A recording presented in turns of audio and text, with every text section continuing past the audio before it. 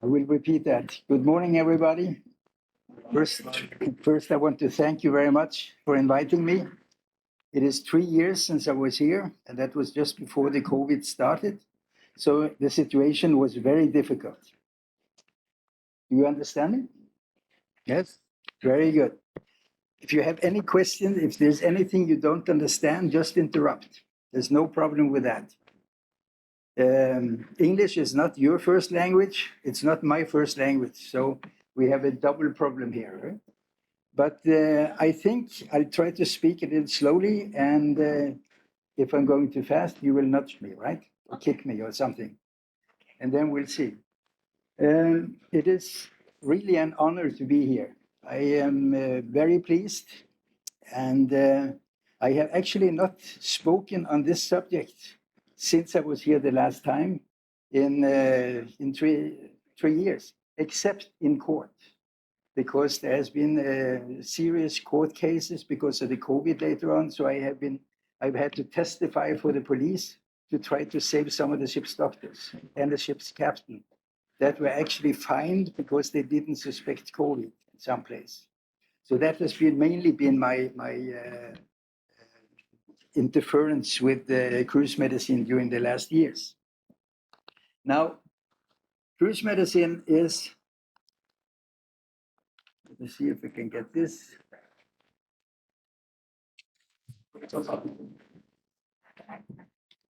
And how's this going? Okay. Oh, here we go. Okay, cruise medicine, as you all know, is a very small but important and special part of maritime medicine. And why should I talk to you about this? I am basically, and my full-time job has always been surgery. I'm a general surgeon who subspecialized in pediatric surgery.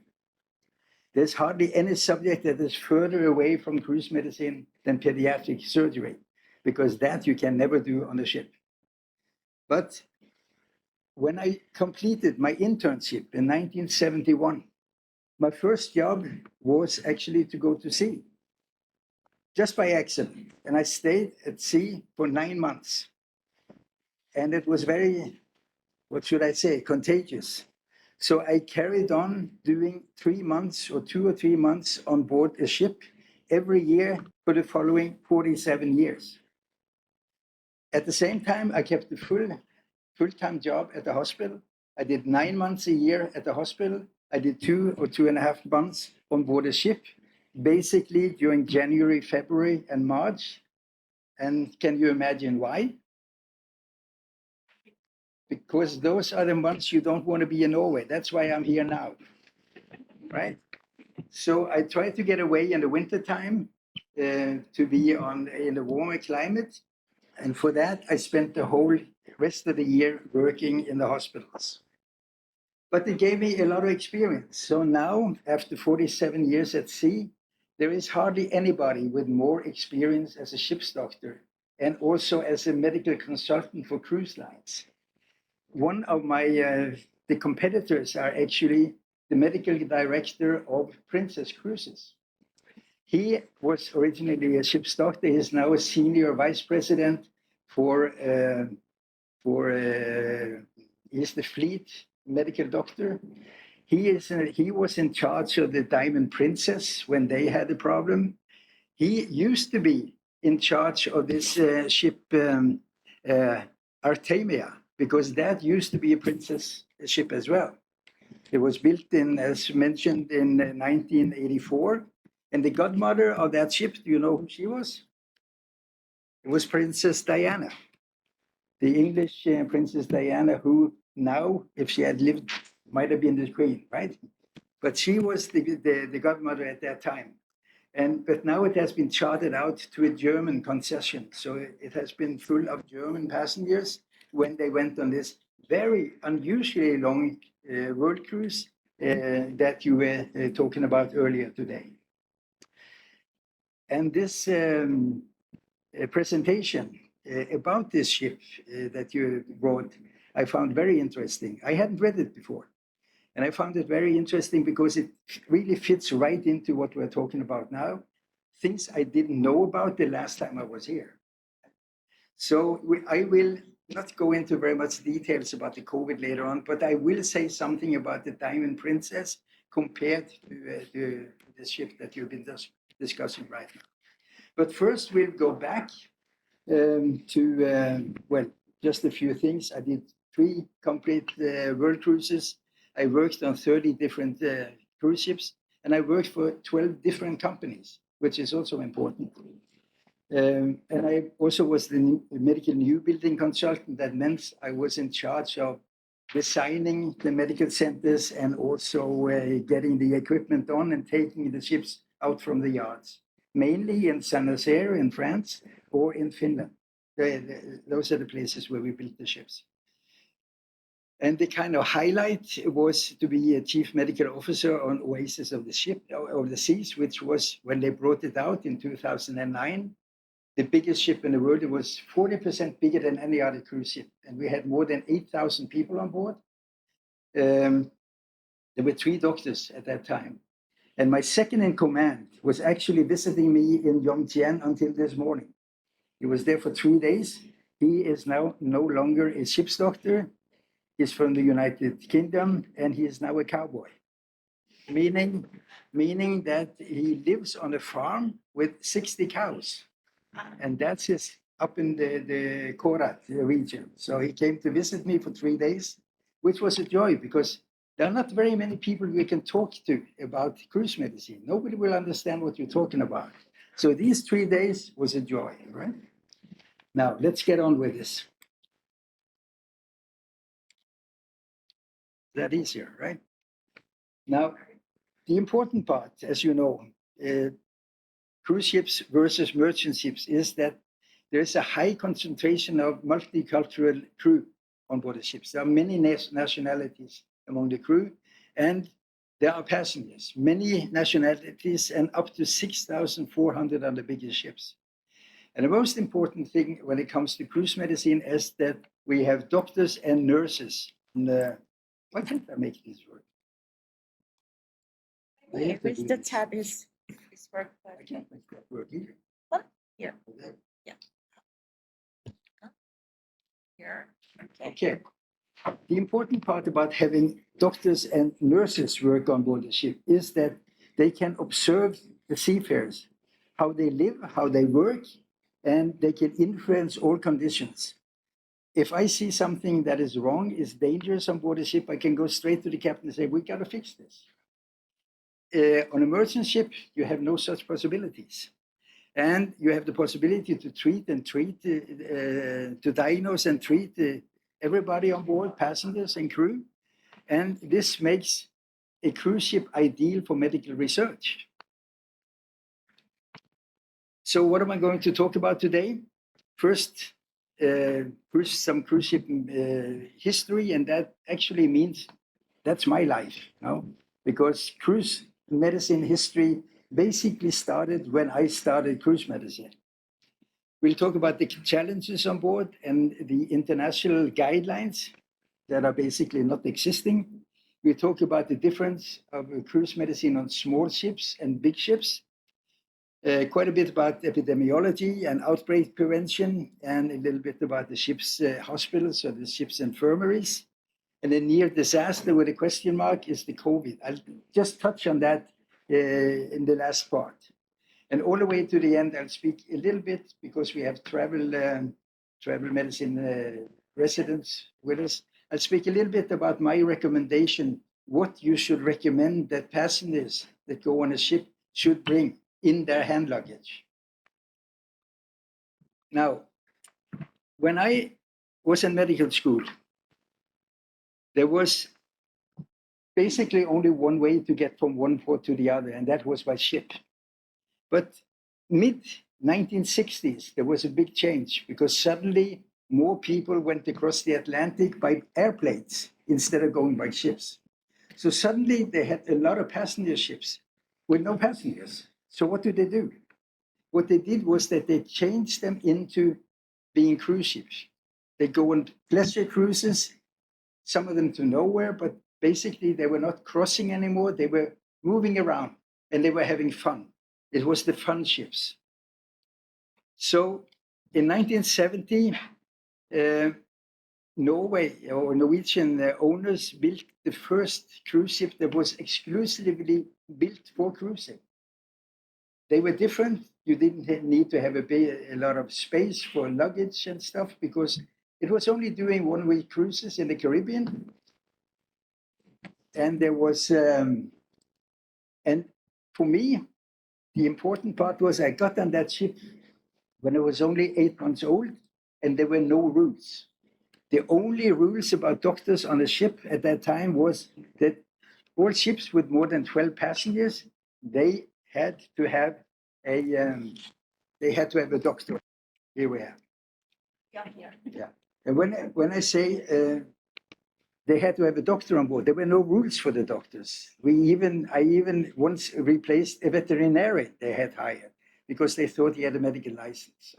So no rules, which was very good for me because I didn't have very much experience at that time. But because the doctors were of so different qualifications, I came right from internship, and there were others.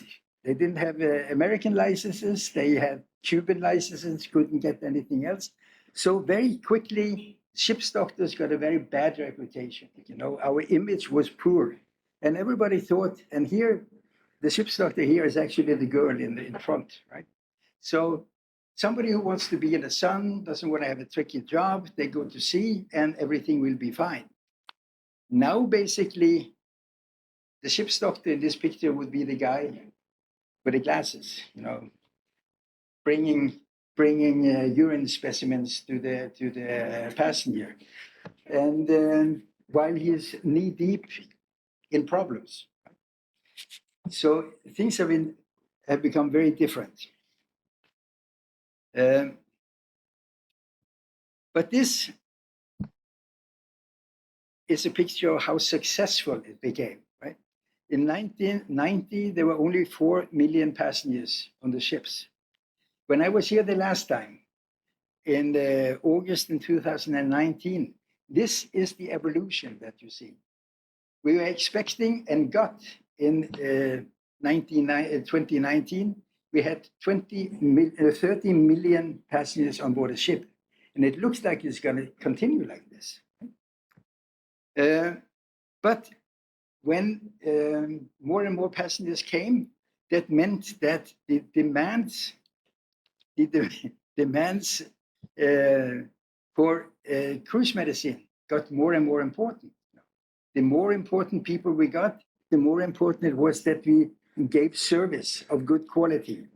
So the demands and the expectations of the companies, of the passengers, and also of the crew, they increased tremendously during these years.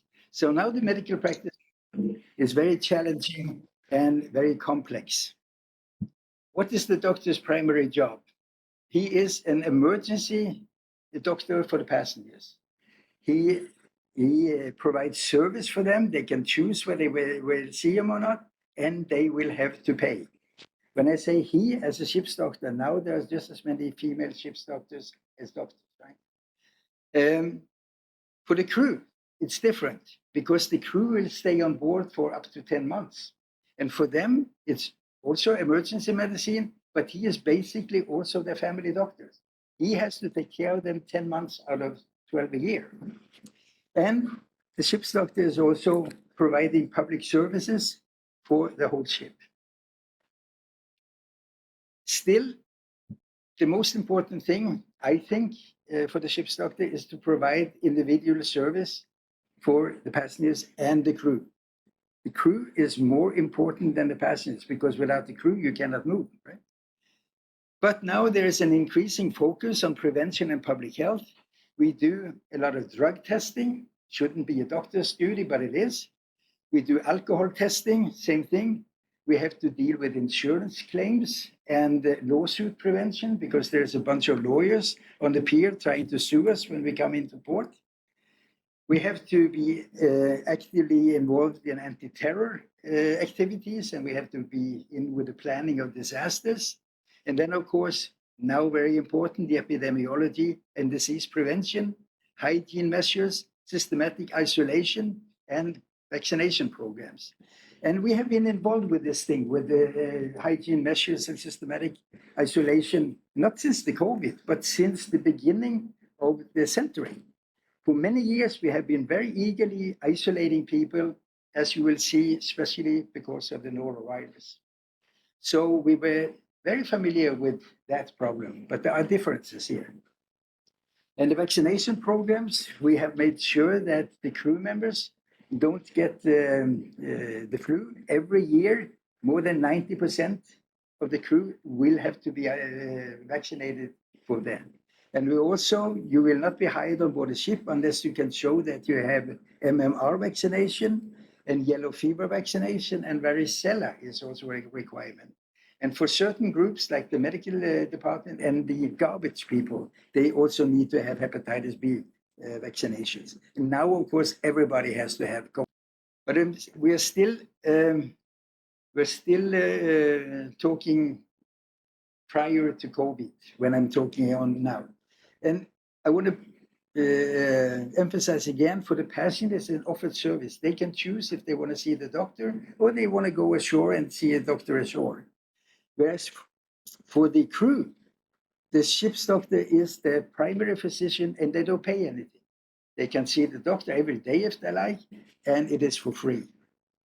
And this is very important to keep the ship going. Now, there are hardly any international rules when it comes to ship's doctors. There is an international labor organization that you probably know, International Maritime Organization as well, everything under the umbrella of the United Nations. They only have, and they have this Medical Labor Convention 2006 that you also might be familiar with. There's only one thing about doctors there, and it says there has to be a medical doctor as a member of the crew on all ships with more than 99 people on board, basically. And they are only talking about seafarers. They don't care about passengers at all in these rules. And the term medical doctor is not defined. There's nothing said about any qualifications. So who decides what qualifications the ship's doctor should have? There's only one large medical organization in the world that has shown any big interest in cruise ship medicine, and that's the American College of Emergency Physicians. It is a national organization. It's not an international, it's a national for the Americans, but it has international members and it covers about 40,000 members. And what is even more important, there are 40 sections of different emergency medicine, but there's one section exclusively for cruise ship medicine. And their most important task so far, they made a healthcare guidelines for cruise ship medical facilities. We did it in 1996 originally. It has been regularly updated. I think the last update now is 2020. It basically says the guidelines, the headline, ship's doctor takes care of sick people on board. They try to stabilize them until they can get them ashore. That's basically it. It's not supposed to be a hospital. You're not supposed to carry passengers for more than the next port, basically, or until they are well. So, but the important part of the guideline is that they are also concentrating on qualifications of the medical personnel, equipment, medication, procedures, and what the medical center should look like, what it has to contain. And when it comes to the medical qualifications, the doctor should have a license as a doctor. It doesn't really say where, but it has to be accepted by the cruise line. They also want board certification in either emergency medicine or family medicine or internal medicine. But if you don't have a specialty, they will accept you if you have a minimum of 3 years of postgraduate clinical practice in general and emergency medicine. And you should have some extra skills as well. And I was particularly interested in you need to have competent skill levels in emergency cardiovascular care, heart, lungs. They want you to, I did something wrong here. Good. They also want you to have minor surgical and orthopedic and procedural skills, including suturing and fracture and dislocation management. Minor is basically because these rules were made by emergency doctors who can do minor surgery, but they can't do much. So they don't expect you to do appendectomies, for instance, on board a ship. I've done it, but the last time I did it was in 1977. Now we are basing, for instance, appendicitis, either to get a safety at this point. They also want you to be able to give narcosis to some. Now, to be sure that everybody has this qualification, they will demand certifications, right? They will demand certification in advanced life support, in cardiac care, and also lately they want you to have pediatric advanced life support certification, as well as trauma. And next year, they will also demand some skills in ultrasound, and they will demand ultrasound equipment to be on board. Because now the equipment is, you should be able to handle it on board. Extremely important, of course, is you have to be fluent in the official language on the ship. And on most ships, that will be English. I think it wasn't it said in the paper that you were presenting today that that the crew had reasonably good knowledge of English, even if it was a German ship with mainly German passengers. But the crew is multinational, and the common language when it is emergencies will always be English. So that is very important.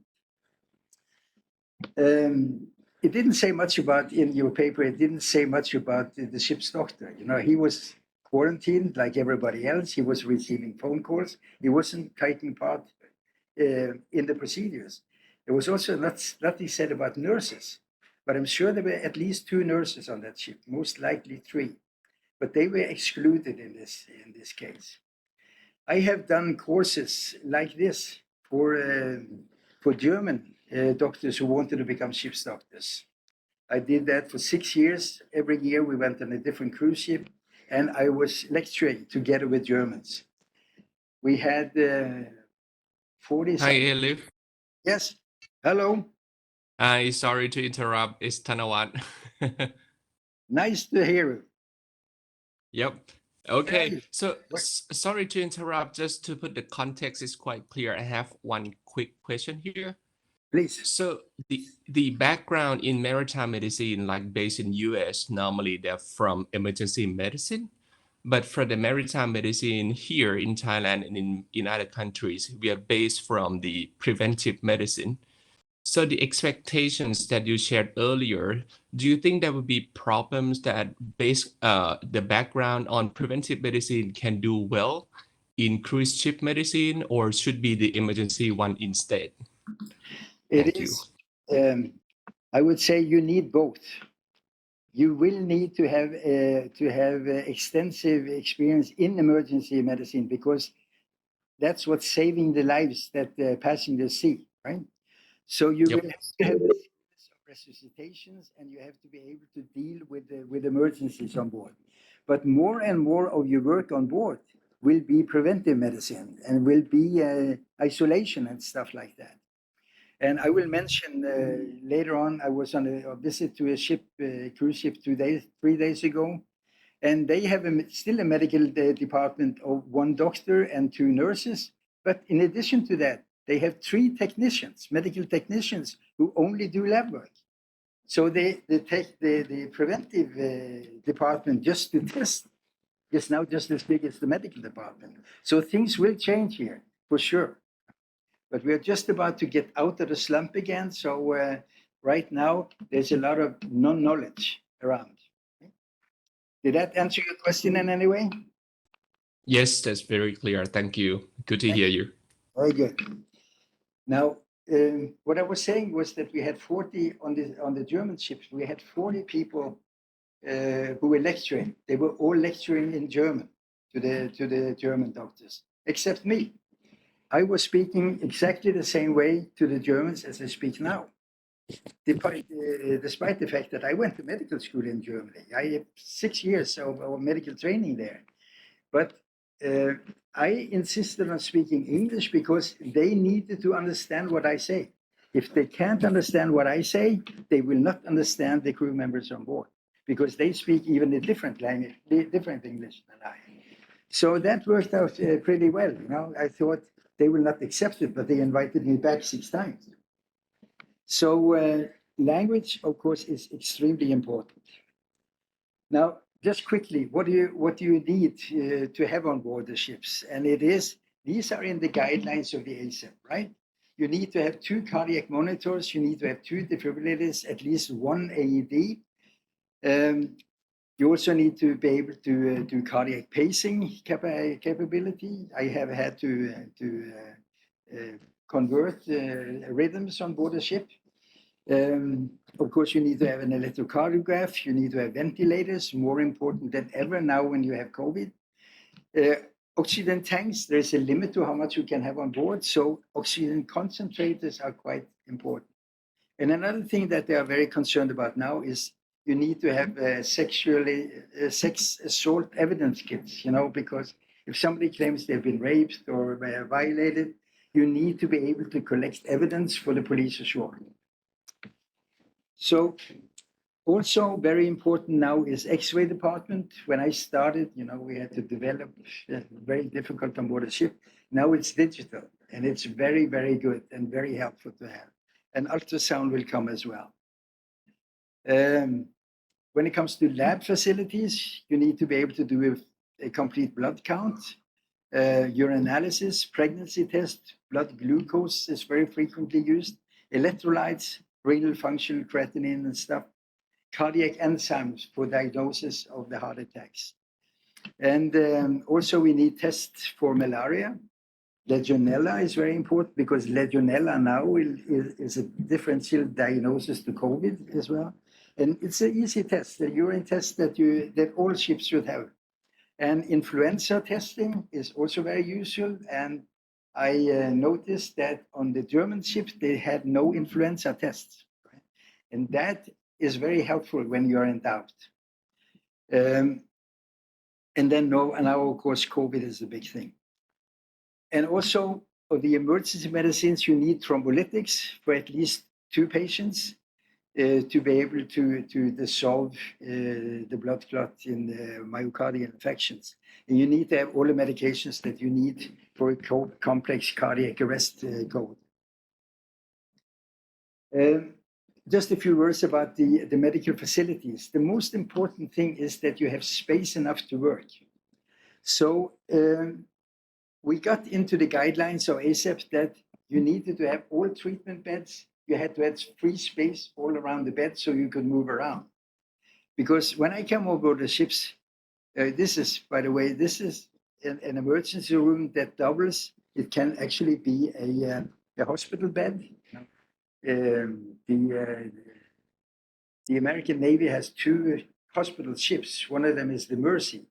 I was on board the Mercy and they had 75 of these stretchers that they were using as emergency beds during war situations. You also see here that is the emergency bag, the red thing over there, that the nurse will run to any kind of emergency, and inside there is the AED. I don't really want to have people running around the ship trying to find the AEDs there. They should start compressions and they should wait for the nurse who will come within 2 minutes and she will apply the paddles. Right? Now, this is the situation when I came on board. You know, a hospital room, that's useless. You know, you cannot do any kind of treatment there. You cannot move around it. And still you might find on smaller ships, small sick rooms, because the naval architects don't realize that on smaller ships, the patients are not smaller, right? There are fewer patients, but they're all as big. So you need the same size of hospital beds hospital rooms on small ships than on big ships. So the conclusion when it comes to the ASAP guidelines, they are not an international standard, but very important, they are promoted by something called the Cruise Lines International Association, the CLIA, which is the trade organization for cruise line. And it covers now not only 97% of the North American market, it covers more than 95% of the global market. So when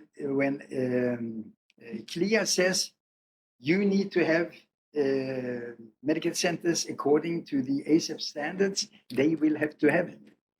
And one of the reasons I was in court to try to defend some ships doctors was that they were on a cruise line that were not members of CLIA. So they thought they knew everything and knew nothing. And then one of the ship's doctor got fined, and he also lost his license because he didn't suspect COVID. That's a different story. But it is important to follow these guidelines, at least on all the ships where you have Americans, because if they are dissatisfied, they will sue you, and that will be the standard they will sue you from. Now, the importance is that because when we started with the ASAP guidelines, the quality of cruise medicine became much, much better. So it is an important step forward to an internationally accepted standard.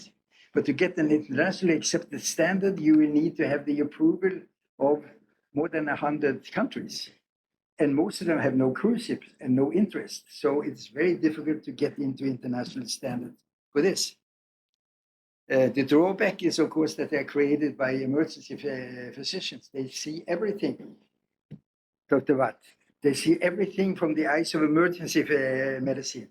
So they are not really dealing with emergencies at sea that you have to carry for a longer period of time. They used to get rid of the patients the next day.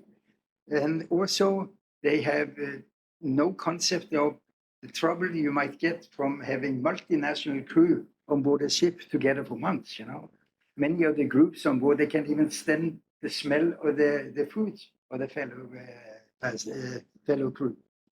And they have very little concept, or they had, now after COVID it has changed, but disease prevention, they didn't care much about, the emergency medicines.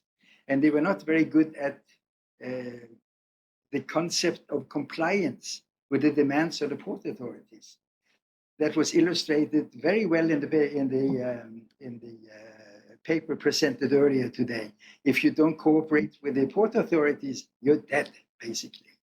So that is extremely important. We have a little more time. I'm going to talk about a little bit about the difference between the long voyages and the short cruises. And after all, less than 0.5% of cruises is more than 2 weeks. Less than half of most cruises are 7 days and 10 days. And to get back to COVID, this makes it very difficult because if you have to isolate for 14 days, that's 2 cruises. So, and the voyage you presented earlier, that was 6 months. There's hardly any cruises that long. And then also a little bit about the small ships versus the big ships. And that is important because there will be a different size of the medical center, and you also need a different number of medical staff.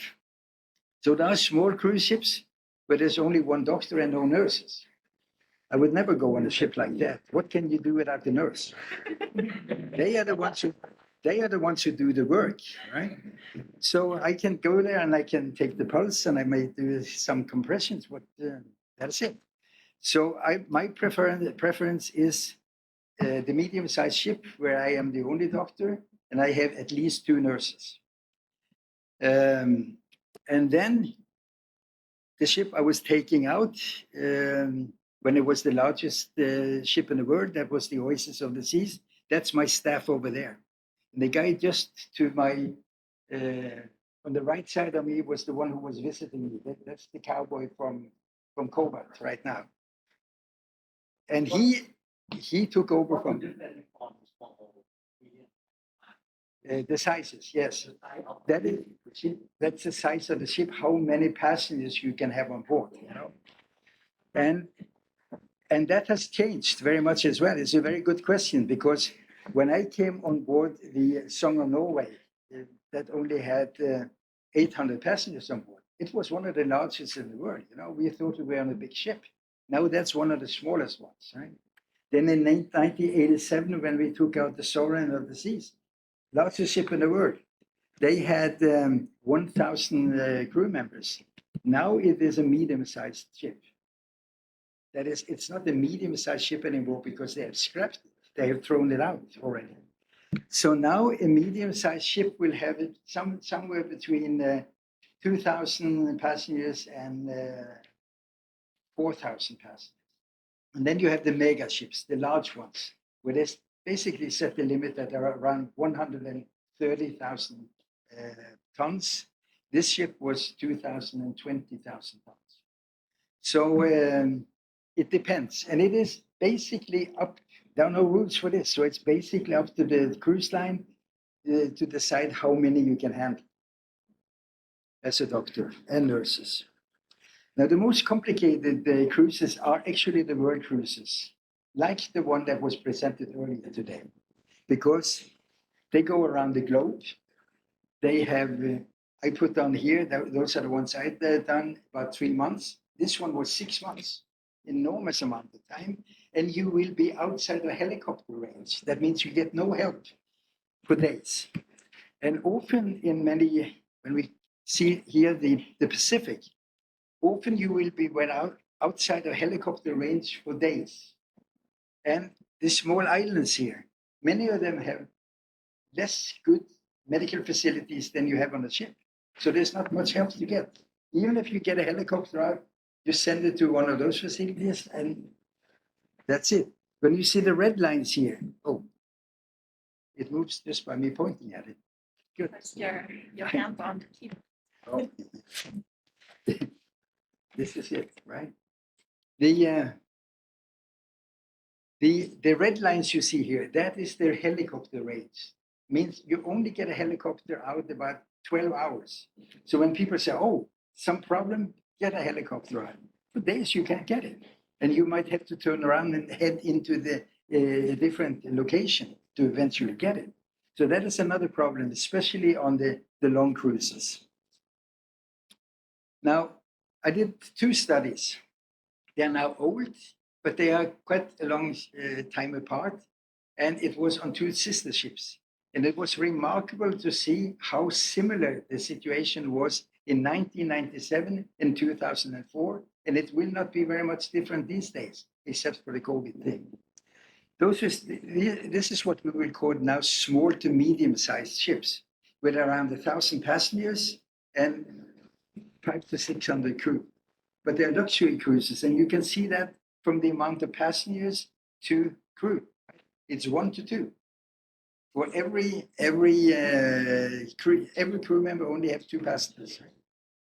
And also, these are 2 very different patient groups because the passengers are old, mostly. Medium age, 66, means half of them are older than 66.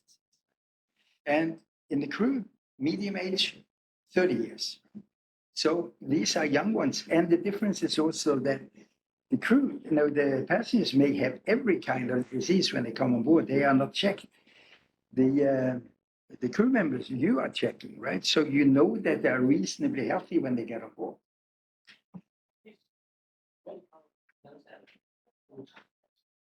And average age of the medical officer of cruise ship about every year. The average age of the medical officers. Is that right? The median age of the medical staff. Medical officer.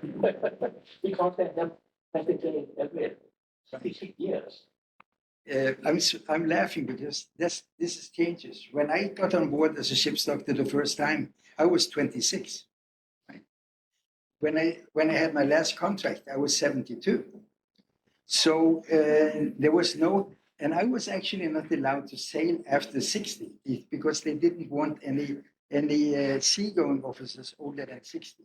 And they said, if we let you go, the captains will go too. We don't want a 62-year-old captain running the ship. But that changed, and now it goes very much from experience. And age is no longer an issue, especially because of the Americans. If you say, oh, you're too old to work, they say, age discrimination. Suddenly you have a lawyer. So there are very many vicarious things that are stepping in. But to answer your question seriously, is that you will usually have doctors who are in the beginning of their career, right? This is not really a career where you should go full time all the day. You need to go back and learn more all the time. You shouldn't stay on the ship because the development, the medical development is not very good. So I would say the average age will be somewhere maybe mid 40s or something. The nurses will be younger, and they should, of course, this is not good for family life. So once you get married, wife or husband says, no, you're not going to roam around on the ships. Stay home, and make a living. So those are things you have to realize. The ones with the most permanent medical staff are actually Princess and Carnival because they hire for permanent positions for a long time. So they might have doctors who stay for longer. And they have a system with a junior doctor and senior doctor. The junior doctor is like a nurse. He has to do all the work, right? And the senior doctor is just reaping the profits. But to become a senior doctor, you need to do your days as a junior. So they're usually slaving for quite a few years until they get a senior position. Because the seniors don't want to leave. They make money. They make the money. Now, on these cruise ships, also, we were up to 7 days at sea at the same time without anybody, one doctor, two nurses. Both my nurses were nurse anesthetists, which was very useful because they are used to resuscitation as well. And we had office hours every day, twice a day, every day. What did we see? We saw some accidents, an average of one accident a day. Half of them were passengers, half of them were crew, even if there were more passengers. The most frequent accident, wounds, followed by contusions. And the most frequent location for passengers was actually ashore. When they were doing shore excursion, 1/4 of them were from that. On board the ship, deck and stateroom equally. The most dangerous area for crew were the galleys. You know what a galley is? That's the kitchen. The kitchen, so 1/3 of the injuries happen in the kitchen because the kitchen is a very, very busy place. And that's extremely important when we turn to COVID because you are serving thousands of meals within a very short time. You have to work fast, and somebody comes by and they say, hey, you turn around and you cut your finger, right? And also, it is impossible to keep the social distance you need in the COVID situation when you have to prepare food on board. That is one thing that was just vaguely mentioned in the paper. They got catering from shoreside, which makes the whole different ballgame.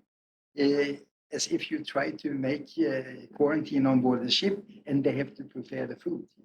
That's much more dangerous. Now, what do you think is the most dangerous profession on board the ship? It's the dancers. You don't consider dancers as sailors, but they are actually the ones who are the most serious one, and they are very difficult to replace because you have to train a dancer for these 6 weeks before he can slip into a show again. Now, the most important, this is actually quite important when it comes to COVID as well. This is pre-COVID. And even pre-COVID, respiratory infections was the most frequent one in passengers, almost also in crew, were only topped by dermatology things. So, and also at the point where I was here the last time, the focus was not so much on respiratory, it was on gastrointestinal, because it was the gastroenteritis that was the big issue at that time, as we will see very shortly. Conclusion, world cruise, very busy and very general practice, not an emergency practice. A general practice is the basic, right? And half the consultation, skin and respiratory. But you have to be prepared to handle all types of emergencies, including myocardial infarction and injuries.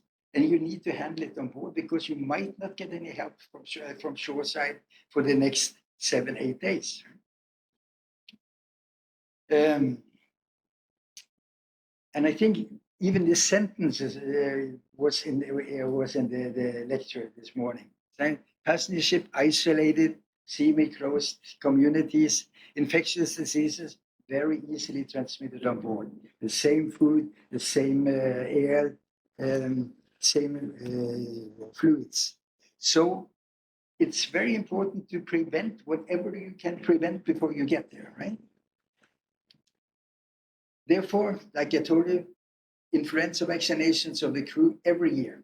It's not mandatory, but if anybody doesn't want the influenza vaccine, they have to come to my office and they have to tell me, why do you want to kill our old passengers, right?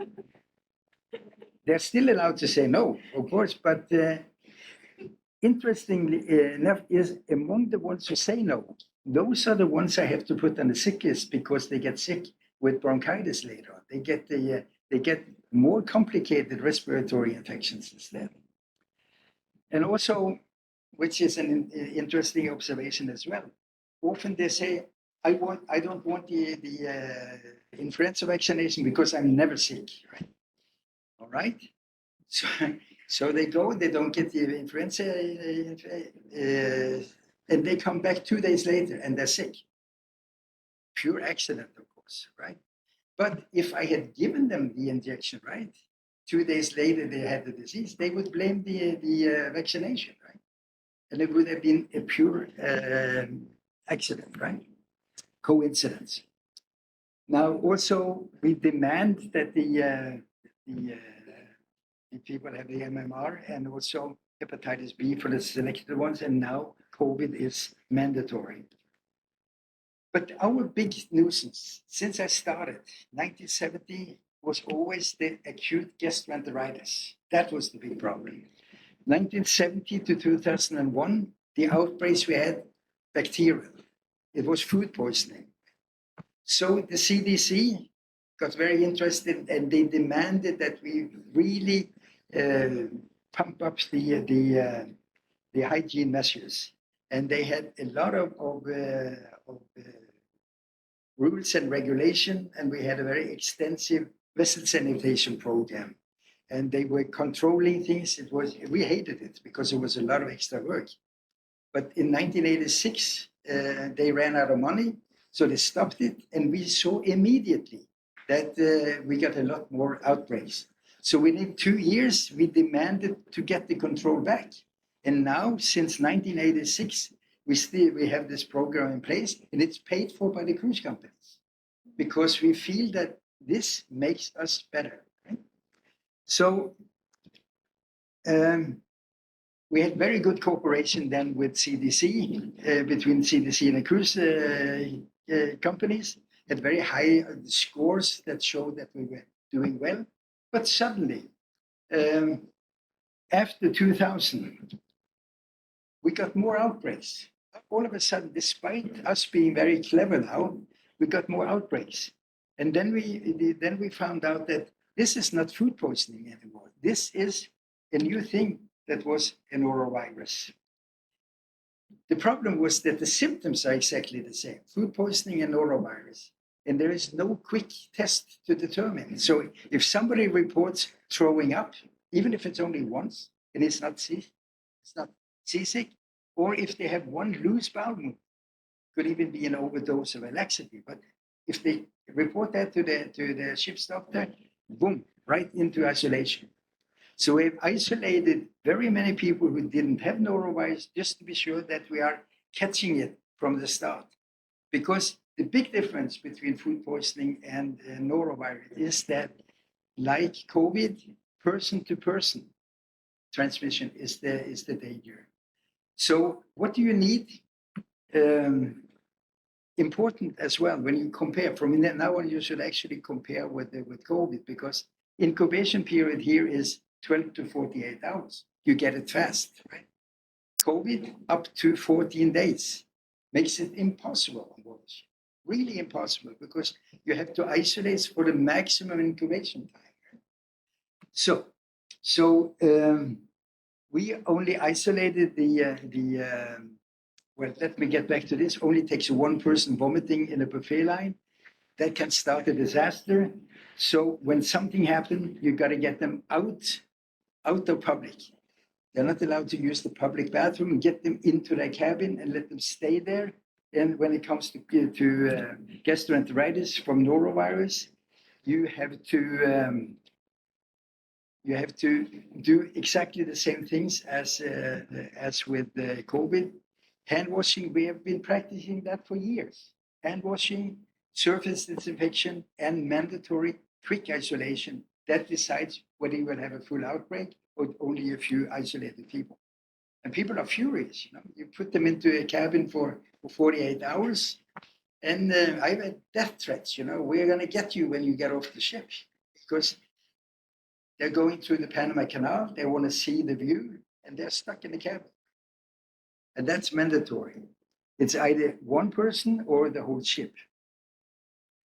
But we only isolate for 24 hours after the last symptom, 48 hours when it comes to food handlers. And I'm not going into this. There's no quick test for norovirus, so we had to watch the outbreaks. How were the curves, whether it was a virus or a bacteria? I'm not going into that now. But for years, we have been trying to teach people to keep social distancing. The captains used to greet everybody in this party, handshaking. Not anymore. We have stopped that. So instead, we went to the cruise bump, popular through President Obama. We thought that is not good enough with this. So we created instead the cruise bump, which is only one knuckle against the other knuckle, right? Very little contamination here. But of course, you being Thai, you would say, why didn't you use, of course, with some more social distancing, of course, why don't you use the Thai way? We can't teach Americans that. They have no idea. So it just becomes a laughing stock instead. So that one we had to give up, even if this is a very good one. Yeah, they're too low, right? It should be further up. You know him, huh? Now, this, we're getting towards the end now. I will be quicker, but this was the situation when I was here and did the same lecture in August 2019, right? Then, half a year later, this is what it looked like, right?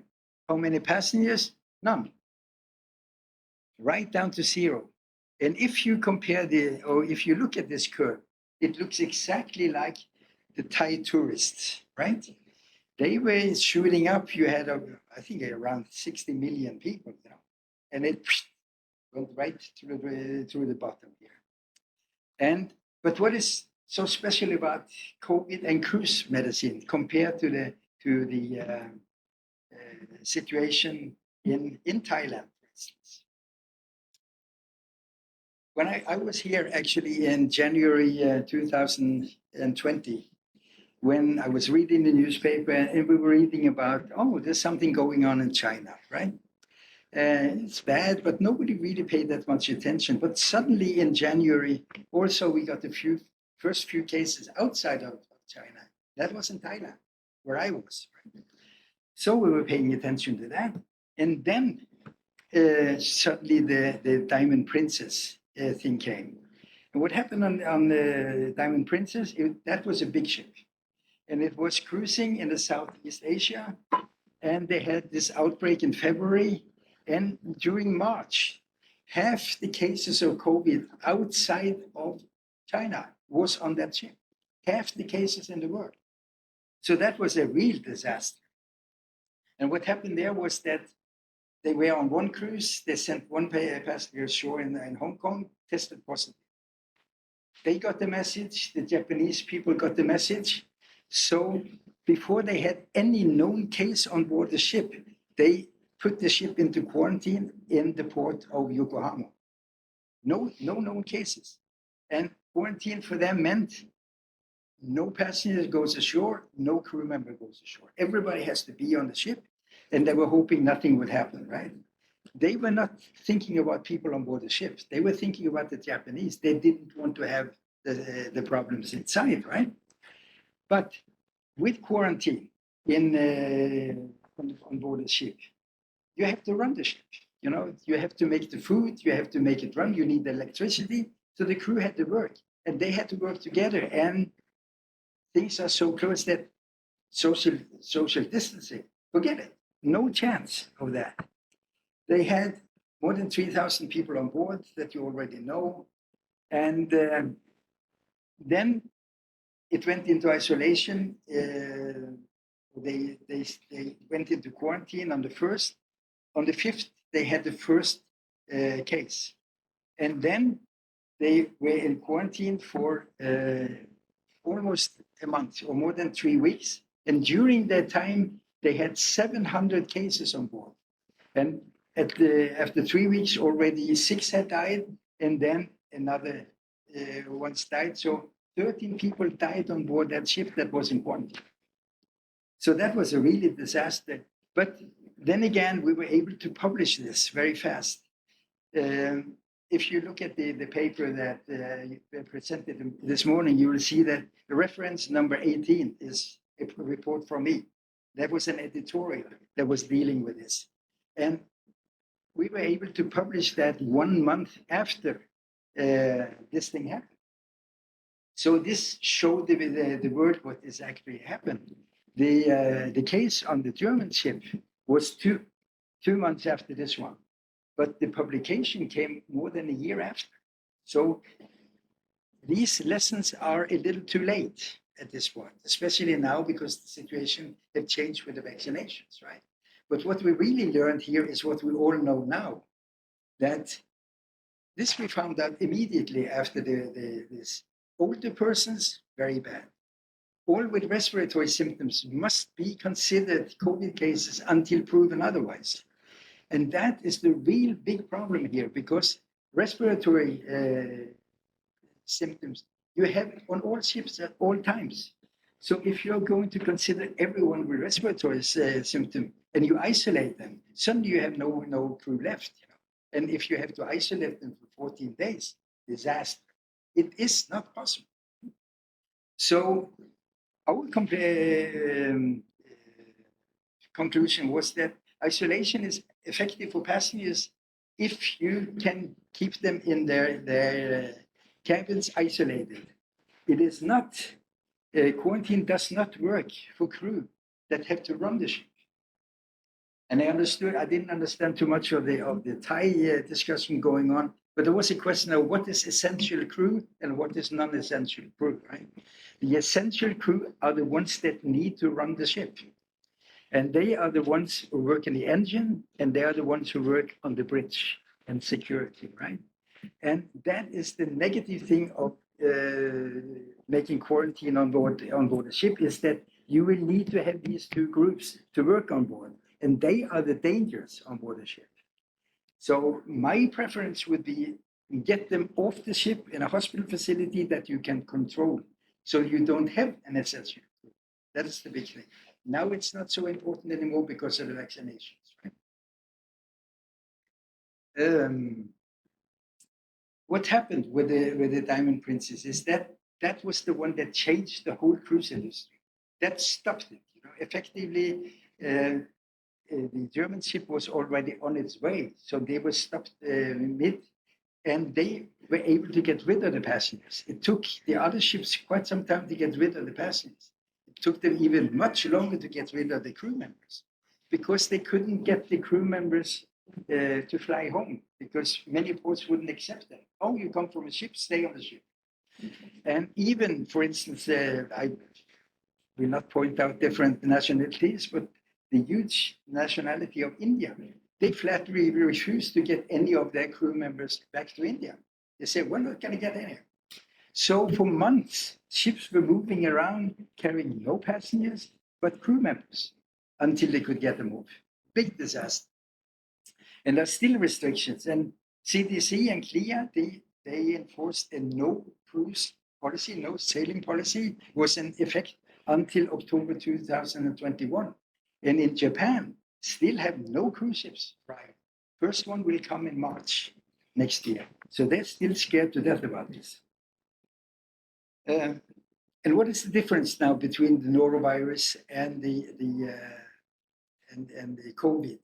We were very used to dealing with isolation for norovirus, but the big difference is the long incubation time. That is what is really killing us, because the respiratory symptoms we have on board all the ships. And luckily, the cruise industry is now recovering, and most of the fleet is back. We have lost many ships, many have been scrapped, many have been sold, but the big companies, they have survived despite having hemorrhaged millions, billions of dollars during a year where they had no income, only expenses. So I was on board a Norwegian registered ship here a couple of days ago. I understand some of you were Lam Shavang and saw the ship, the Viking Mars. It is only half a year old, and they are now cruising on a regular basis. But their requirements here is that all passengers and all crew must be fully vaccinated. There are sanitary measures on board at all times. All the crew are wearing masks in public. How effective it is, we don't know, but that raises the awareness. The mask is good for people to see it, and they're behaving properly. Still only one doctor, as I said, and 2 nurses, but they have 3 technicians that are doing continuous COVID testing in there. And now for Thailand and for all other countries that allow cruise ships to enter, most important, you have to be prepared to take sick people ashore, get them off the ship and isolate them properly. That is the number 1 rule. If you accept cruise ships, get them off, because that's the only way you can prevent it. And it is important to know, because no ship has the capacity to isolate more than a few patients while at the same time running the ship. Very important, ships infirmary, ships hospitals are not hospitals, they're medical centers. And you can only treat people on board the ship that can recuperate in their own cabins. You have to hospitalize. And now I'm not talking COVID, I'm talking everything. If anyone might get worse, or if they need nursing in a ward, then you can only keep them until the next port. You don't have the manpower, you don't have the wards. Most of the ships only have 2, 3 wards. They cannot keep them, they must get them ashore. Now, we are almost to the end now. I don't mind you falling asleep, just don't snore so much you are waking up the others, right? This is basically travel medicine. And what I really want all the passengers to have when they come on board in their hand luggage, because they lose their luggage, they need to have in their hand luggage, they need to have enough current medication they use. They need to have it for the full cruise and maybe for another 2 weeks in case they get stuck somewhere. They need to have a medical file of their findings in English, a summary in English, so that the doctors can know what's going on. And especially we need to know, did they have any allergies from prior medications? Because they don't remember. Especially in a situation with an emergency, I have no idea. I take 2 blue ones and 1 red, and I don't think I like the red one. Useless. You also need to have a list of the current medicines, what they're using, and the doses. And you need the generic name of that, right? Not the trade name, the generic name of what they're taking. And you need to know about allergies. And it's very useful to have a recent electrocardiogram, so we have something to compare with. And then further on, nowadays, very important, if they know their blood type and rhesus factor, they should write it down, they should bring it. even better if they have a valid blood donor card in case it is necessary to give a blood infusion. Most ships can do that now, but they don't have any blood. So they need a blood bank. And who is the blood bank? It's the passengers. So if you have an emergency and you need blood, you go with the loudspeaker and you say, anybody with the blood type A positive or what else? Zero negative. Please report to the medical center, and they will do it, and they will give blood for us. And that way you have a moving. But then, of course, you need to be able to, what I said, you need to be able to test them for hepatitis, for HIV, and for the most important thing, so you don't give them something in addition to it. And you only do a blood transfusion on the vital indication. If they don't get it, they die, right? Now, also, at the end here, the most important thing, maybe, especially for Americans, is they need to have proof of insurance, travel insurance. And the travel insurance should include hospitalization and repatriation. They need to get home, not get stuck for a year in a foreign place, right? So the conclusion of all this is that every medical emergency that occurs ashore will eventually also happen at sea. The ship's medical staff must be highly adaptable and they must be prepared to handle the unexpected. And to be a ship's doctor is to live with uncertainty. It's different out there. Thank you very much.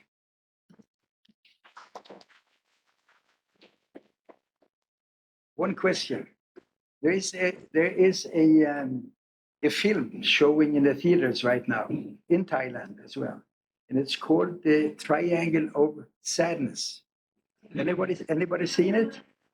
You have seen it? It is, for those who haven't seen it, part of it is on a yacht, a luxury yacht, where Woody Harrelson plays a Marxist, totally drunk captain.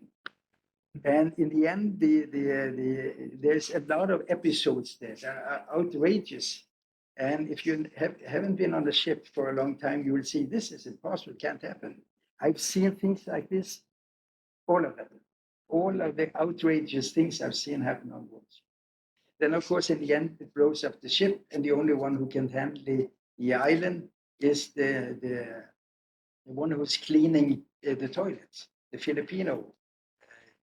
She was in very low status on board the ship. Suddenly, she is now the captain, and she takes over the whole. It's a very interesting ship, even if there's no ship's doctor on.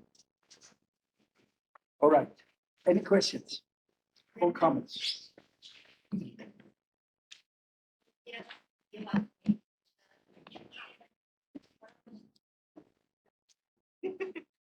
There are no stupid questions.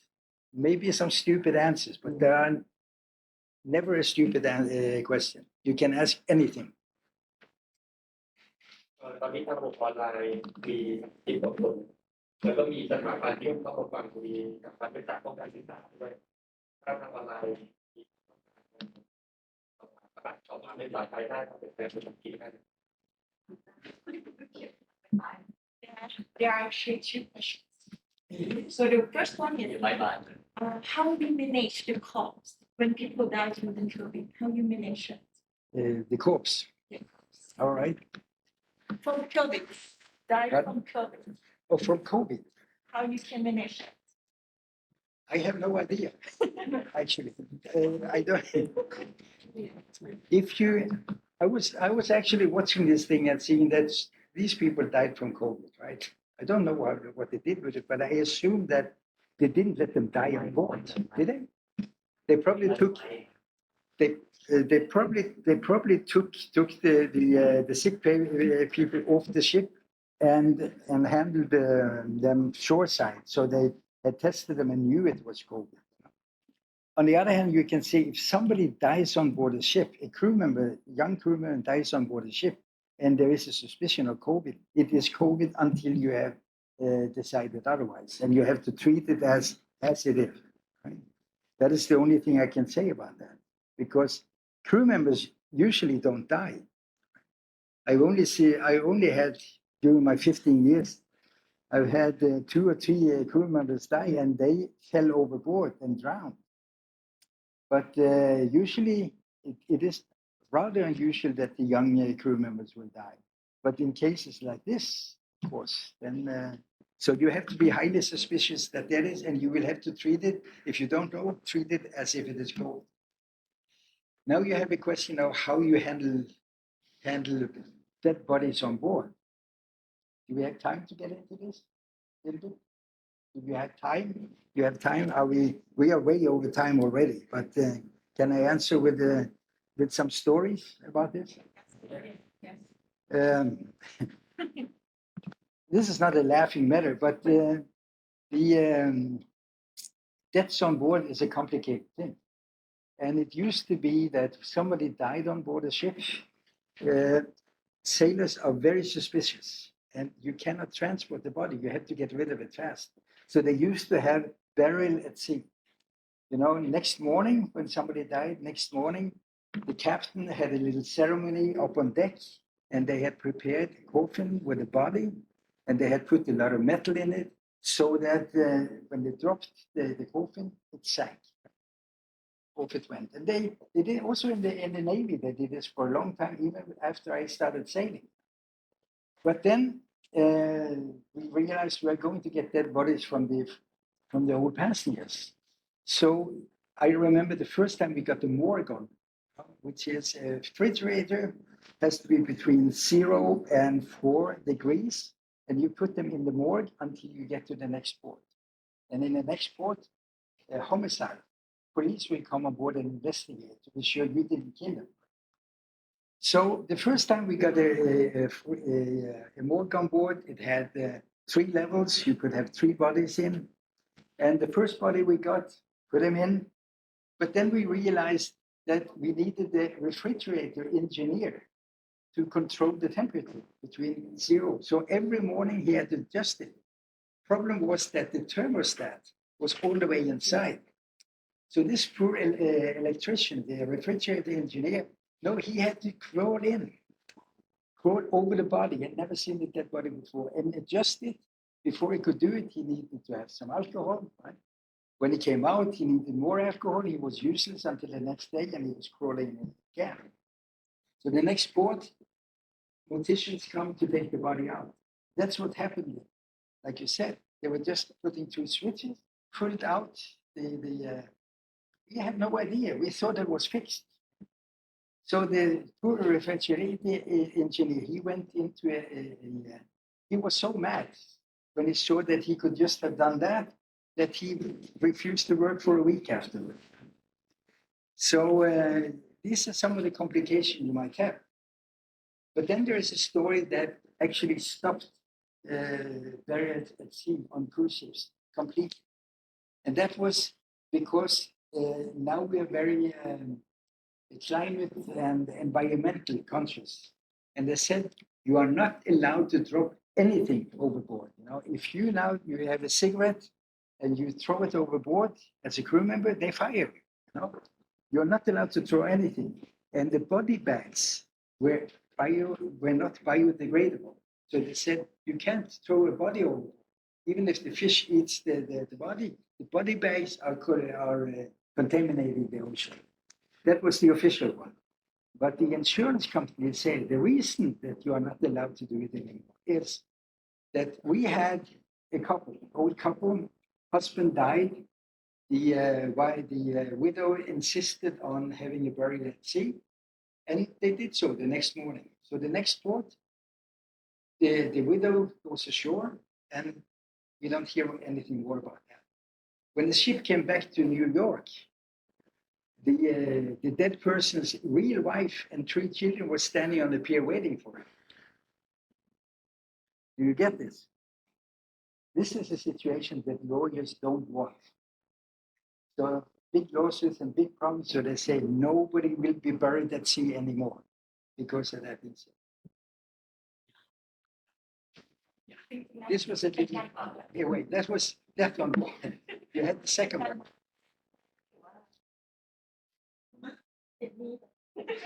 สรุปว่าคือเชื่อในกับในเวอร์ชันชี It's a quick question. Yeah.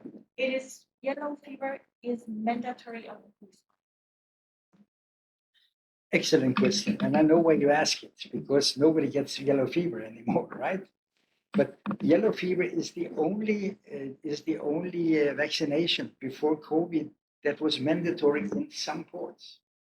So if you do a world cruise, you might hit one of the ports where it's mandatory. So therefore, to be sure, then you make sure that everybody has a yellow fever vaccination. Now, fortunately, as far as I know, one yellow fever vaccination will last forever. Used to be only 10 years. And they used to accept not copies. You need to have the original yellow form. So, and the rules used to be that some of the ports will not accept a ship that comes from an area where there is yellow fever somewhere. It had to be more than 10 days of distance between. And we couldn't really risk that. So we said, okay, if you go on a long cruise, yellow fever you have to have, and you have to carry, as often as you carry your passport, you have to carry the yellow certificate as well. Now it's getting more and more lax, and now we're far less afraid of yellow fever than of COVID, of course. Did this answer it, or? Yeah. So the short answer is it's not mandatory for all, but that is the only vaccination before COVID that was mandatory for some ships. ก็คือตัวน้องที่เด็กอยู่ในอย่างเกณฑ์แจ้งทำไมโรงพยาบาลแล้วจะเคยเป็นคุยชิปจะต้องมีการ The question is, if some of us want to be a cruise ship doctor, what is the first thing we should do? Well, the first thing to do, if you don't know on what company you want to go, if you go into the website of American College of Emergency Physicians, you go into the cruise section, and there used to be, I haven't seen if it's updated now, there used to be a list of cruise companies that want the doctors and what their requirements were. Most of them will demand exactly what is there. And then you just pick does it fit me? And then you just pick the cruise company that you want to work for, and you apply it directly to them. But it is smart to be sure that you have the proper credentials. You can always get certificates for advanced life support. It's easy. It takes very little preparation actually, and we have to do these courses. Even I can't work on a ship now because my courses have all expired. They only last for 2 years, and you have to repeat them every 2 years. The trauma, the pediatric, the advanced cardiac life support, right? The AHA, One? the AHA, the American Heart Association. Well, they accept certificates, for instance, from Norway. I'm sure they accept it from Thailand too, if they are comparable, because the ACLS courses now are very international. You do exactly the same in Norway as in the States, and they get upgraded regularly too, right? So sometimes they take orphan medicine, and sometimes they put another one in, but it's not very often. But the important thing is, if you're not a specialist in family medicine or so on, I'm not, I'm a surgeon. But I was accepted long before they had the rules. And then because of all the practice I have, they accepted. So there are exceptions to this. But I have to have the certifications every 2 years. ก็ไปคำถามให้ใครอยากไปทำงานในครูชิปให้เข้าไปในเว็บไซต์ ACE American College of Emergency Physicians เข้าไปใน section ที่ชื่อว่า Cruise Line จะมี job requirement อยู่ให้คลิกไปตาม cruise แล้วก็ดูว่าอะไรว่าเขาต้องการอะไรที่ควรทำ Right now, I think the biggest, the most ships doctors or ship personnel are Filipinos and South Africans. And why is that? Filipinos are everywhere, and they have the biggest number of seafarers, even if they had not that many ships.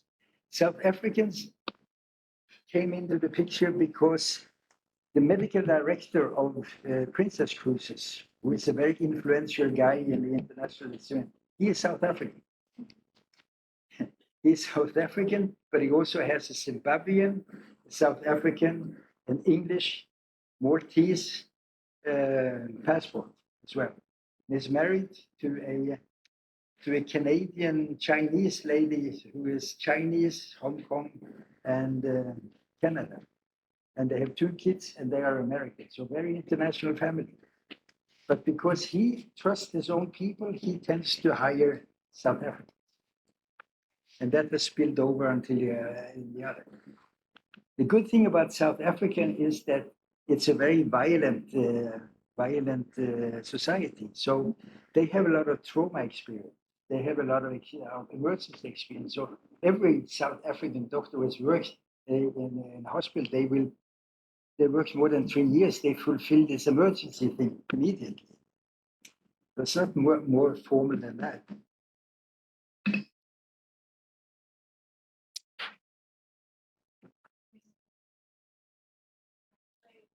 Have you thought that? Like the whole life has been needed to understand.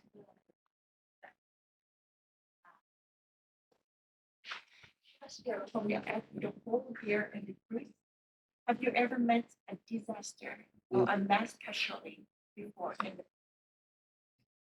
or something very emergency that you should deal with?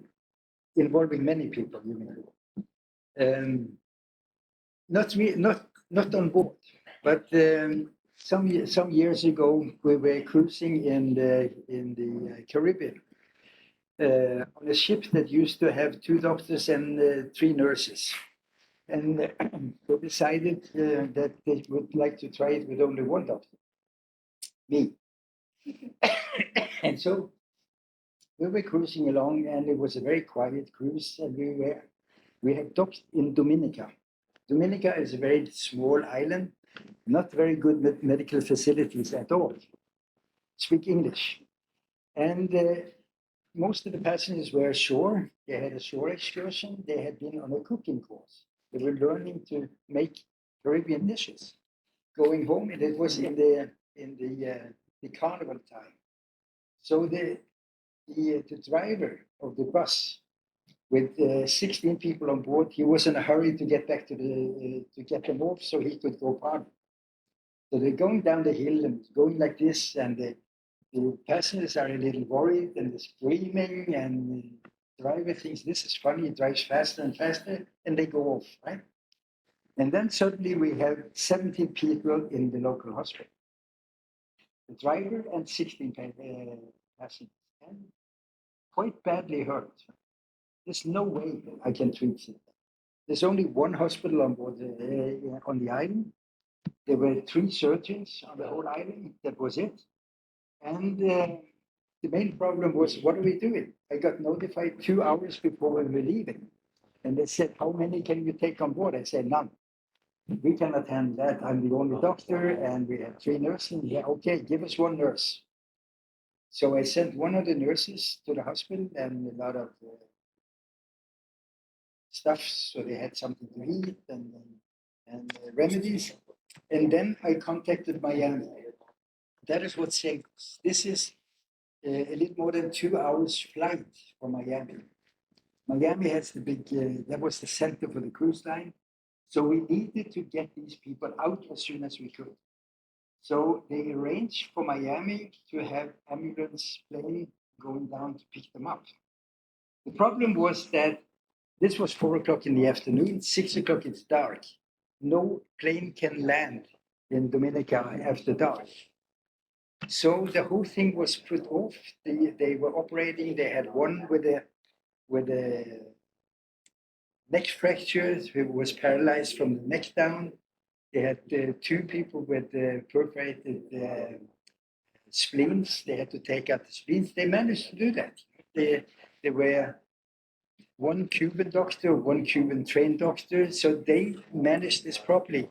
I got two people back from it. They were just banged up. So I was going to take them to Grenada.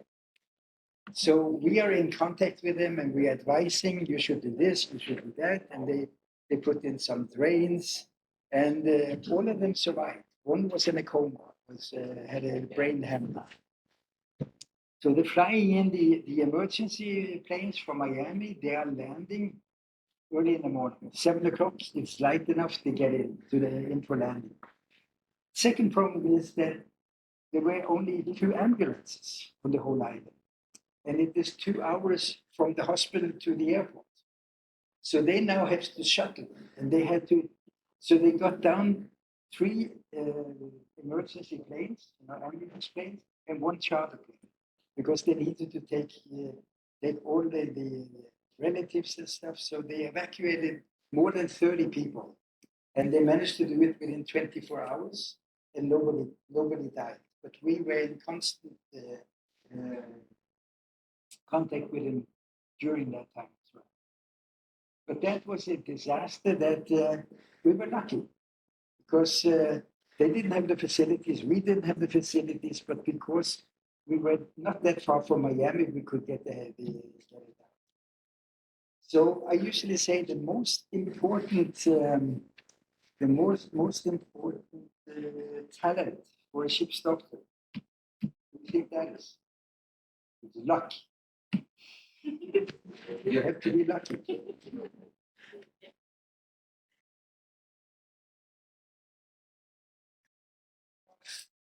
What is some of the most common reason that the passenger or the crew need to be evacuated from the ship? What should be the most common reason? The common reason to evacuate. Common. What would I say? We very seldom evacuate. One reason to evacuate would be an appendicitis, for instance. Appendicitis, you are going for days. But on the other hand, now things have changed. I went to Antarctica, where you cannot get anybody off for 7 days. Young girl, I treated her for appendicitis with antibiotics. Worked well. Never had to take her off. On the other hand, I was once going on a Christmas cruise from Los Angeles to Hawaii. That's 6 days. First night out, a big wave. So I had 26 injuries already. I had a broken nose, 2 broken shoulders, 2 broken hips. The first broken hip was a 90-year-old man. And we were still within helicopter range at that time, but the weather was bad. So we got the helicopter out and got him off the ship and into San Diego instead. So that was a typical one, because otherwise I would have to drag him all the way to Hawaii. He was operated on, and he wanted to come to Hawaii and join us. The next day, I had a second hip fracture, and I wanted to evacuate her as well. But then the flight surgeon said, no, we are not coming. You either have to turn around and get back into a helicopter range. But by doing that, I had to get into the storm again. So instead we decided, okay, instead we will keep this patient until we get to Hawaii. So I had her in her suite. I improvised the traction. I had the person from the hotel department stay in the cabin with them. So she was the liaison between us. Put in the catheter, gave her antibiotics, and it worked, So but when we got to Hawaii, then she got in an ambulance plane and flew back to the States. That went well. At the same time, when we got to Hawaii, I had another case. A lady was sitting at my table, and she went into total renal failure. She had, I've never seen this ashore, but it turned out she must have had urinary concretes, stones, urinary stones that blocked both ureters, because suddenly no urine at all, and just a few drops of blood came out. And I figured, all right, we have another 24 hours to go. you can go with it. We can go with that until we get to Hawaii. But then she went into pulmonary edema. And what do you do then? You treat that by pushing diuretics, but she couldn't pee. So now we're ordering a helicopter. But while we're waiting for the helicopter, I thought, what the hell, we need to do something. So I gave her some mega doses of furosemide, Lasix. Suddenly she peed. So luck again, right? But then then the helicopter was already on its way. So they will say, those are just two examples. It is not so often that we order helicopters out, but in Oslo, there is a ferry that goes between Oslo and Kiel in Germany. The ferry one goes this way, one goes the other way. It takes 20 hours to get there, and they have 4-hour turnaround, and then 20 hours back and 4-hour turnaround. They evacuate. Every 14 days, they have an evacuation.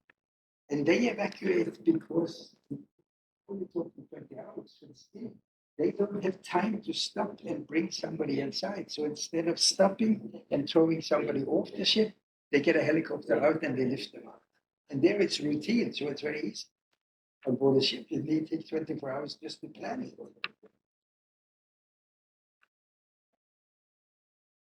Did this answer your question? Yes. Yeah. Okay. A question from the message for the travel medicine resident. Mhm. She said that she saw HIV test on So, the HIV test. HIV, oh yeah, it's on, yeah. the HIV test. So she asked that in which conditions you would take the test for the HIV? Because in Thailand, when you want to take the HIV test, it's consent. And what kind of test is that? Like immunoassay or something else? The last question, I don't know, Okay.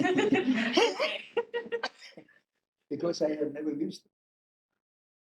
But the situation where you take the HIV test is if you decide to do a blood transfusion. Because the donor will usually be a family member. Those are the number one donors we want. If you don't have a family member, you might have to use a crew member. And the liability if you give blood from a crew member who happens to be HIV positive, the liability would be too great if you then give the poor patient who is almost dying from bleeding. We say that if we gave her HIV. And the question is very relevant because you say you have to have special permissions. We are not testing the crew members for HIV. And therefore, in a situation like that, we have to do it. Of course, this person, if we say, well, we have to test you for HIV, and he said, I don't want to be tested, we can't use it. It's as simple as that. But most of the times, especially if you have a donor card, you have been tested before because you're not allowed to donate blood shoreside if you're HIV positive.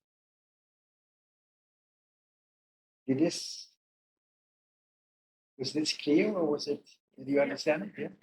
So it is only in these exceptional ways when you have a vital indication and you need to give blood, that's when you test for HIV. If I suspect that somebody has HIV, I still will not test them, but I will send them if it is a condition that needs to be treated. On about half the cruise line will allow people who are HIV positive to be crew members, as long as they are subject to T-cell tests, frequently, so we know that they are not getting into a bad state. And of course, they're informed about sexual and all these things, but about half will allow them to work on board even with a positive test.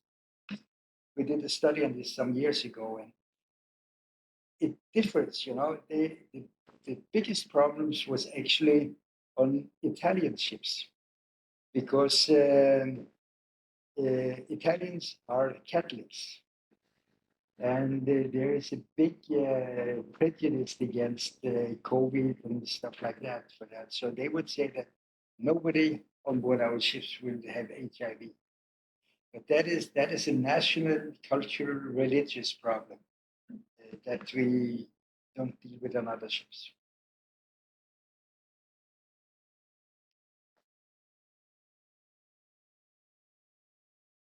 More? มีเวลาเหลือ มีใครมีคำถามไหมคะทางออนไลน์นะคะ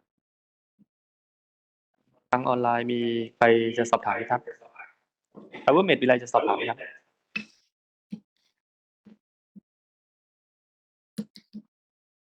ไม่มีค่ะอาจารย์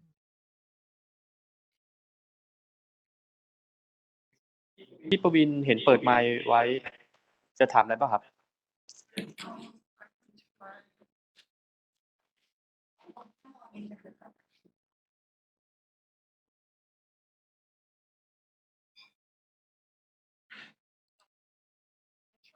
If somebody have sent us any โอเค messages ครับ ขอบคุณครับเขาไม่มีอะไรสอบถาม okay nobody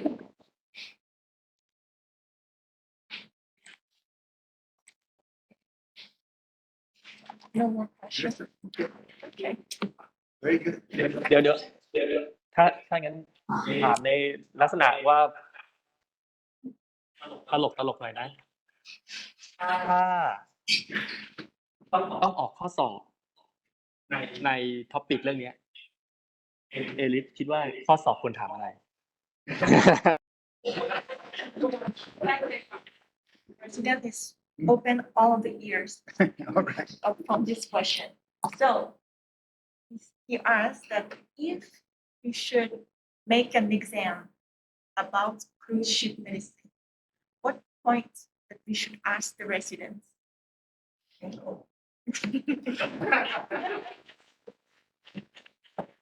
We should have to work together on that one. We will have to work together because there is no easy answer to that. But I think the main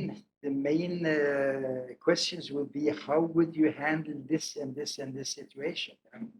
And you should put in emergency situations, but also the preventive part. And now it will be very important how you deal with COVID. And COVID is now very different after you got the vaccinations. But there are decisions to make, how frequently should you repeat? And these are general things that doesn't have anything with cruise medicine. But you cannot really allow anybody on board a ship, in my opinion, that are not vaccinated, unless they know perfectly well what they're doing. But it's not only a matter of people not getting it, but you need to be sure that people are not getting very ill. There will be people with COVID on board every ship at this point, but it is important that they are not getting so sick that they need intensive care. That might happen very fast. So there is, for you who are not yet finished, you are going to do your thesis and stuff. There are so many subjects that people don't know about that you can look into. But basically, what you need to do is you need to have some emergency questions. You need to have or many preventive medicine questions. How you handle it. Asking. But if you do it within the next few years while I'm still around, I would be happy to cooperate. And the OSCE is an oral examination, and the OSCE is an oral examination in medical school. Like Really? if you have this situation, you do. Yeah. All right. I'm not sure that it is possible that if the maritime institute want like to say our lesson to revision or maybe walk through cruise ship for study more about in the cruise ship and the port or any you could give the our resident to learn. I'm not sure how to contact or how to process this for this machine. It is possible. I'm sure it is possible, but it is a little now. It's very difficult to get on the ships. It used to be very easy. You just called and they will let you on. If I had known that this Norwegian ship came in at this time, I am sure I could have arranged a visit on board. But I was out of the blue. I was invited, and I had never worked for this cruise line, but I have worked with the chief engineer and the captain 15 years ago. Captain I hadn't seen for 15 years, and say, "Oh, you're in Thailand, and we will be there. Why don't you come for lunch?" That's how it happened, right? So, but if I had known, with these people, I could have arranged it. With other people, I'm not quite sure. But I know the right way to do it is to contact every ship, every cruise line has a ship's agent in Thailand. And the ship agent is the one that arranges for visits on board. And you usually need to have a good reason to go. I think this is a very good reason to go because this is one of the few trainings in maritime medicine in the world, right? And it is definitely in the cruise industry's interest to keep you guys on their good side, you know. So with some time to prepare, we should be able to arrange it. I could go through. I still know many of the people in the main offices of the big cruise lines. For instance, Royal Caribbean, and especially Princess, which is Carnival.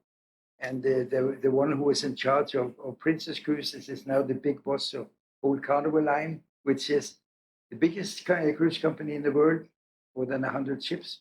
And Royal Caribbean, second biggest one. I could get in contact with them and see what we could do. I actually had some visitors from you on board the ship when I was working. I think we had lunch on board and something like that. I specifically remember that Dr. Watt was there. And I showed them around the small medical center. It doesn't take very long. So, and I also think it's a very good idea. I think you should see what it looks like. So if you contact me a little ahead of time, and we can see what we can work out. The Viking Mars is already. It's gone, yeah, and it's gone. Not only is it gone, it won't be back. Because they're heading for Australia, so it will. I think it might be at least half a year or maybe longer. And I was asking the new chief, and the chief engineer signed off, so he stays in a hotel next door to me now.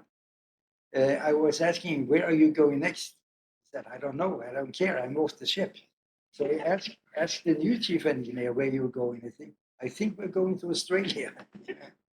And then I looked it up, and they're going to Australia, and they carry on for the season, the warm season. When they will go back and how they will go back, if they will be here, I'm not sure. But there are two types, you know. There are the bigger ones, they go to Lam Chabang, and the smaller ones, they come here. They go up the river. And there's a problem with them too, of course. I was some years ago, they called me from Miami and said, can you go on the ship? When? Today, now. Where is it? It's in Bangkok.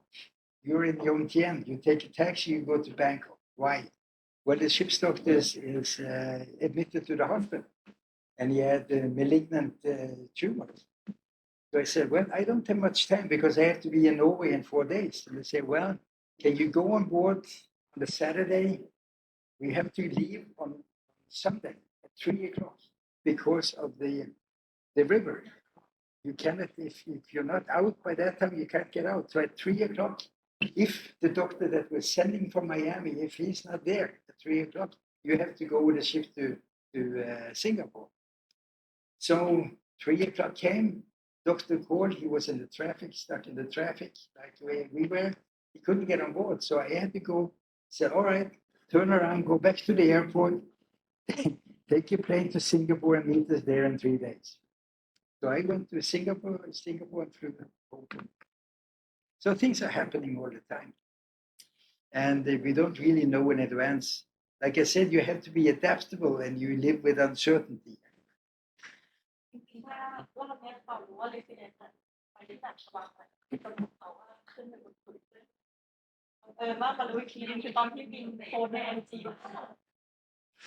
ไปถ่ายรูปได้หน้าเรือที่พูดเรือไปที่วัดเรือใหญ่เลย เรื่องมันเป็นจุดใส่ดีเลยที่ค่อนข้างดีคือไม่อยากรู้สึกดีพอว่าจริงๆแล้วเนี่ยบางร้านที่มีเป็นที่ใช้เป็นระบบเทเลเมด Perhaps if they have telemedicine on board, which is work. Well, there is 2000 and I think it was 2000, around 2000, they had the first telemedicine on board I think it was a Princess ship that introduced it, and they had very big hopes that that would be a big thing. But it turned out that it is so difficult. It takes so much time, even if you set it up and you have to treat maybe 20 patients a day. If you concentrate on telemedicine, it takes you the whole day to get it. You need to get people on the other end, specialists, and it turns out to be very impractical to do it. It's much easier to take a telephone, ask the questions, you send the photos, and you do things by email, much faster, much more efficient than you do with telemedicine. So it never became a big success. But I think it will be more appropriate for merchant ships without the doctor, because they now have all kinds of video possibilities, and they can transfer and they can talk to the doctor. And if they have the right equipment, they can put the otoscope into the ear and get it seen at the University Hospital in Bergen, and they can diagnose stuff that you couldn't do otherwise. It is very helpful when it comes to dermatology, when it comes to skin. When you get the right photographs, very much can be done by consultants shoreside, especially if they're used to do this. The other thing that we are very much dependent on now is psychiatry, because cruise ships are desperately afraid of mental problems on board the ship. And of course, especially suicidal people, passengers and crew members. They want to prevent that to the extent that it's almost hysterical. When we have somebody with a suicidal, or they feel that somebody is suicidal, they don't even call the doctor. Security overrules us. They take the person immediately and put into isolation. And then they contact me to get a psychiatric consult, either in the next city or from Miami or from the main office. I'm not allowed to evaluate. I've had patients saying, "This is rubbish. This has nothing to do with suicide. This is just what do you call it? When you just do scratching to get attention."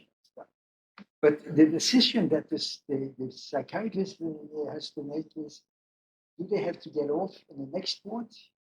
Do they have to get home in the next port? Can they go alone, or will they have to have medical people with them when they are repatriated? Those are the things, because they don't want anything to happen on board a ship. And there's no place in the world that's easier to commit suicide than on a ship.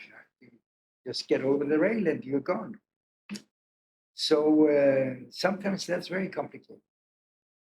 To get, when you are in Vietnam, when you are in the port of Hanoi and you want to have an English-speaking psychiatrist available, they're not there. It takes a long time. We ended up at one time with some SOS doctor in Hanoi that could give us some clearance. But of course, he would just say, send them home with somebody responsible. I could say the same thing. There's no other choice. The worst thing we had, just a funny story, is that one of the passengers had been writing, and had left the cabin. And the stewardess happened to look at the writing, and there's something that looks like the person is going to kill herself. She called security, they got hold of her, put her in isolation. And then I was called in and I read what it was, and I said, this is not right. So it turns out this is an author. She's writing a book. She's writing a novel. And it was the person in the book who was actually having mental problems. And it took us quite some time to get her out of there.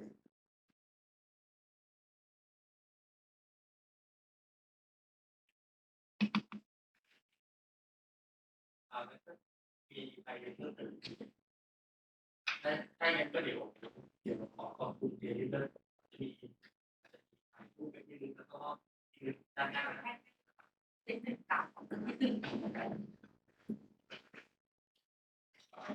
On behalf of the staff and residents that are in attendance today, we'd like to give you a very big thank you, both to Professor Eilif and Peter Dahl for organizing this great opportunity. It has been a very eye-opening experience today, hearing from your experience of 47 years in the industry, and it's going to be beneficial to all of us, like whether we're deciding to go into cruise ship medicine or for the maritime sector. All right. And I'm hoping that we will see you again in the future.